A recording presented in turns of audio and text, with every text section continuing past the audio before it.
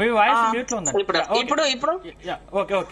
ఇప్పుడు వారు చెప్పిన దాంట్లో చూస్తే కాంగ్రెస్ విషయాల, రాహుల్ గాంధీ విషయాల నమ్మకం లేదు అండి. మోదీ మీద ఏం నమ్మకం పెట్టుకోవాలి?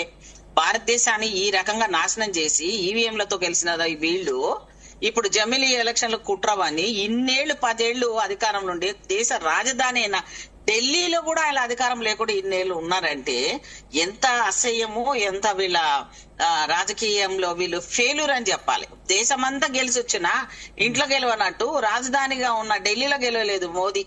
అవునా? ఈ రోజు నాకు కూడా టైం లేదమ్మా, నేను ఒకసారి తొందరగా మాట్లాడాలి, మళ్ళీ నేను వేరే దగ్గర వెళ్ళాలి. సో నేనేమంటున్నానంటే నన్ను మాట్లాడి, ఇప్పుడు ఆయన మాట్లాడిన దానికి నేను విన్నాను కాబట్టి చెప్తున్నాను. వీళ్ళు దేశాన్ని మోసం చేయడంలో చాలా గొప్పోళ్ళు. మేమేంటంటే చేసిందే చెప్తాము, ప్రజలకు సంక్షేమం గురించి ఆలోచించే వాళ్ళం తప్ప మాకు ఎలక్షన్ క్రైటీరియా కాదు. ఈ రోజు తెలంగాణలో తెచ్చిన విషయంలో కానివ్వండి, ఇచ్చిన విషయంలో కానివ్వండి, యావత్ భారతదేశంలో రాహుల్ గాంధీ ఎంత ఆ రోజు పాదయాత్ర చేసినప్పుడు మొత్తం భారతదేశం అంతా రాహుల్ గాంధీ నాయకత్వాన్ని సమర్థించారు. మోదీ అనే ప్రచారకుడు వల్ల మాయ మాటలు చెప్పి ఈ రోజు యమున ఆ రకంగా ఉన్నదాన్ని తప్పుడు మాటలు, అసలు ఏదో విషం కలిపినట్టు, విష నీళ్లు ఉన్నట్టు, అసలు ఆ యమునా నది మీద ఆ మురికి కుప్పం ఉంటే దేశ ప్రధానే ఉండి దాన్ని పట్టించుకోకుండా నేను ఎందుకు చేయాలా, నాకు పేరు రావాలి కాబట్టి ఆయనకు చేస్తే ఆయనకు పేరు వస్తుందని చెప్పి ప్రజల సంక్షేమం చూడకుండా నిర్లక్ష్యం చేసిన ఆయన ఈయన. సో ఈ రకమైన ఎలక్షన్ కోసమని ఎగ్జిట్ పోల్ గురించి చూసినా, ఎగ్జిట్ పోల్స్ ప్రతిసారి కూడా రిజల్ట్ ఎప్పుడు కూడా పట్టుకొని వెళ్ళడానికి లేదు. హర్యానాలో మాకు కూడా జరిగిన అనుభవంతో మేము కూడా చేయదు అనుభవాలు చెప్తున్నాం మేము.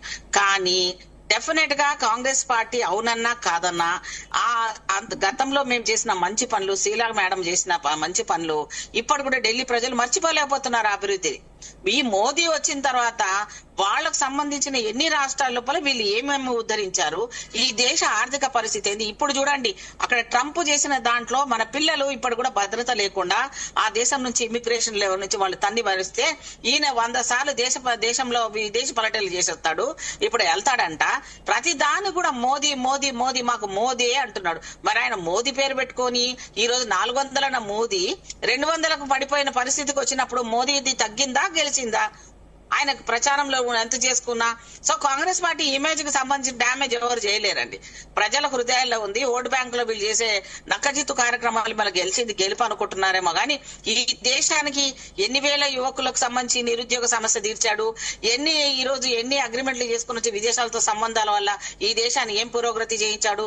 ఈ రోజు రైతులకు సంబంధించి గిట్టుబాటు ధరల్లో ఢిల్లీ నడి ఒడ్డున వాళ్ళు ధర్నా చేస్తుంటే కూడా పట్టించుకునే ప్రధానమంత్రి తీరికలేని ఆయన మణిపూర్ ఆడవాళ్ళు చచ్చిపోతుండా మాట్లాడలేని దిక్కుమాలిన ప్రధానమంత్రిని పెట్టుకుని ఈయన గురించి మోదీ మోదీ అని భజన చేసుకున్న బీజేపీ పార్టీకి దిక్కులేని పరిస్థితుల్లో మోదీ అంటున్నారు. మరి 400 రాలేదని వాళ్ళు ఏ ముఖం పెట్టుకొని మాట్లాడుతున్నారు? ఒకప్పుడు తెలుగు రాష్ట్రాలను నిర్లక్ష్యం చేసిన మోదీకి ఇప్పుడు తప్పనిసరి పరిస్థితి అయి ఆంధ్రప్రదేశ్ మీద ఆధారపడి గవర్నమెంట్ చెలాయించవలసి వస్తుంది. సో ఇప్పుడు కూడా సరే, కేజ్రీవాల్ తప్పు చేసినాడా, ఒప్పు చేసినాడా, ఏమైనా చేయండి, ప్రజల నిర్ణేతలు వాళ్ళు క్షమించే హృదయం ఉంటే ప్రజలు నెత్తిన పెట్టుకుంటారు. 100 తప్పులు చేసినా 1000 తప్పులు చేసినా పేద ప్రజలకు ఏం చేసినా చూస్తారు. కాంగ్రెస్ పార్టీ గురించి విమర్శించే అర్హత బీజేపీకి లేదు. కానీ మీరు ఎందుకు ఇక్కడ ఈ పోలింగ్ లో వెనకబడిపోతా ఉన్నారు? మీరు ఎందుకు అసలు ఈ విషయంలో అసలు బీజేపీ ఎందుకు ఢీ కొట్టలేకపోతున్నారు? బీజేపీ అధికారంలో ఉన్న పార్టీ అండి. సర్వ లెవెల్లో వాళ్ళన్నీ కూడా చేయగల శక్తి ఉన్న పరిస్థితిలో ఉన్నారు. అన్మ్యూట్ చేశాను. ఇప్పుడు మా దగ్గర ఉన్న దాంట్లో ఉన్న సోర్స్ లో నుంచి గానీ ప్రజల దగ్గరికి వెళ్ళాలన్నా గానీ ఈ అధికారంలో ఉన్న వాళ్ళతో పోటీ పడే లెవెల్లో మేము ఎప్పుడు కూడా తగ్గకుండా మేము పోటీ ఇస్తూనే ఉన్నాం. అలా అని మాకు ఓటు బ్యాంక్ తగ్గుతుందని మీరు అనుకోవడం భ్రమ. డెఫినెట్ గా కాంగ్రెస్ పార్టీ ఈ రోజు ఉన్న దానికంటే కూడా మెరుగైన రిజల్ట్ తీసుకొని వస్తుంది. రాహుల్ గాంధీ నాయకత్వాన్ని సమర్థించే రిజల్ట్ గా ఉంటది.